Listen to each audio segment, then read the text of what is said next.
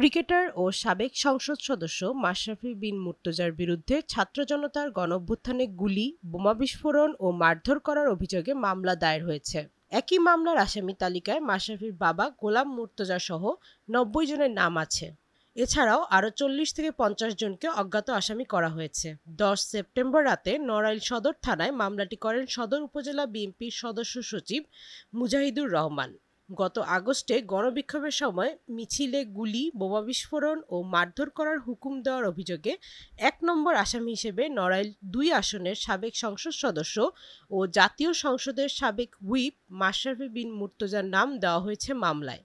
একমাত্র ওয়ালটন এসি দিচ্ছে ১ বছরের রিপ্লেসমেন্ট গ্যারান্টি। ২ নম্বর আসামি করা হয়েছে মাশরাফির বাবা গোলাম মুর্তজাকে। মামলার ৩ ও ৪ নম্বর আসামি যথাক্রমে জেলা আওয়ামী লীগের সভাপতি সুভাষচন্দ্র বোস ও সাধারণ সম্পাদক নিজামুদ্দিন খান। বৈষম্য বিরোধী ছাত্র আন্দোলনের সময় জাতীয় দলের সাবেক ও বর্তমান অনেক ক্রিকেটার প্রতিক্রিয়া জানালেও নিশ্চুপ ছিলেন মাশরাফি। এ কারণে তীব্র সমালোচনা হজম করতে হয়েছে তাকে। গত ৫ আগস্ট সরকার পতনের পর বিক্ষুব্ধ জনতা নড়াইলে মাশরাফির বাড়িতে ভাঙচুর চালিয়ে আগুন ধরিয়ে দেয়। এদিকে দীর্ঘ বিরতির পর খেলায় ফিরতে যাচ্ছেন মাশরাফি। নিলামের মাধ্যমে তাকে দলে ভিড়িয়েছে যুক্তরাষ্ট্র টি-10 মাস্টার্সের ফ্র্যাঞ্চাইজ ডেট্রয়েট ফ্যালকনস।